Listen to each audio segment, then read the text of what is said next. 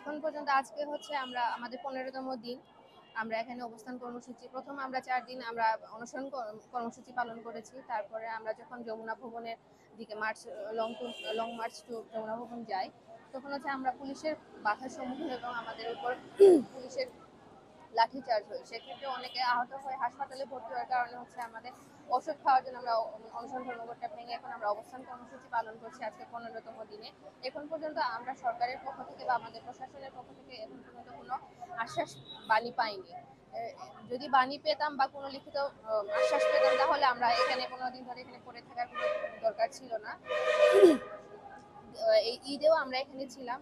ঈদ একটা আমাদের ধর্মীয় উৎসব এবং সবার উৎসব। এখানে হিন্দু মুসলিম কোনো ঈদ মানে সবারই আমরা একটা সার্বজনীন প্রোগ্রামের মতো, অনুষ্ঠানের মতো।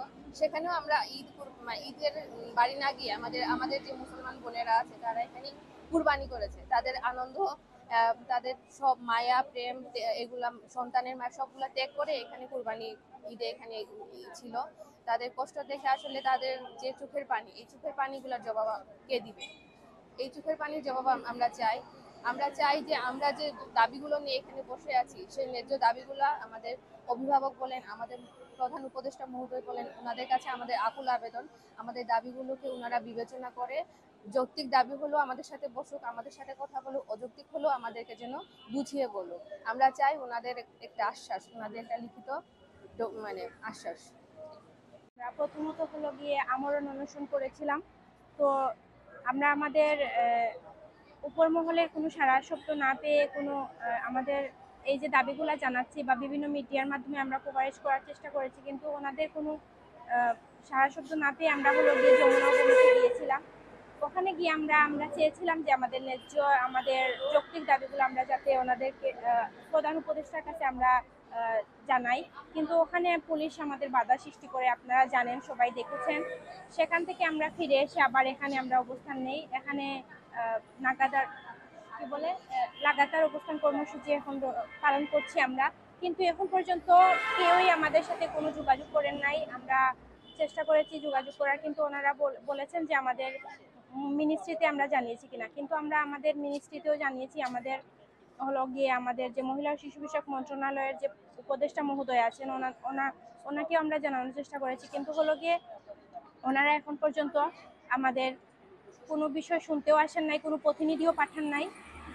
আমরা এখনো এখানে আছি, কিন্তু দেখা যাচ্ছে হলো কি আমরা এখানে এক নাগারে থাকতে থাকতে, আপনারা জানেন, এই যে বৃষ্টি হচ্ছে, তারপর আবার গরম, এই অবস্থায় থাকতে থাকতে অনেকে অসুস্থ হয়ে যাচ্ছে। আমাদের মেয়েরা অনেকে হসপিটালে যাচ্ছে আবার আসতেছে, মানে অসুস্থ হয়ে যাচ্ছে, এরকমই চলতেছে।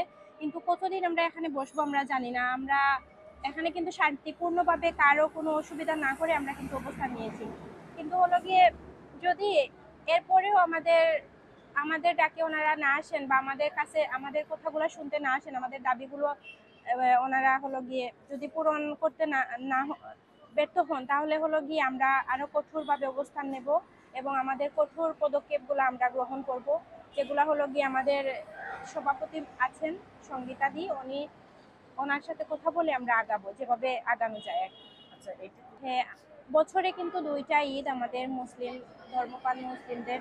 তো এই ঈদের মধ্যেও কিন্তু আমরা এই রাস্তার মধ্যে অবস্থান নিয়েছি।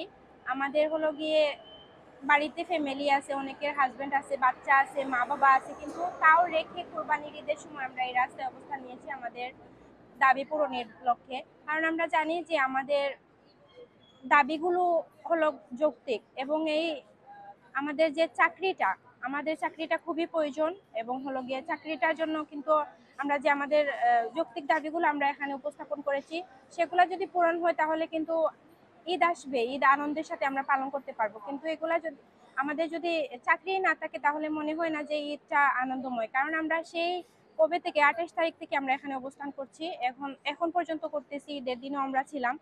তো যদি ওনারা আমাদের দাবিগুলো মেনে নিতেন তাহলে হয়তো বা আমরা বাড়িতে গিয়ে আমরা ঈদ করতে পারতাম ফ্যামিলির সাথে, কিন্তু ওনারা আমাদের দাবিগুলো মেনে নেননি এবং এখন পর্যন্ত আমরা এখানে আছি।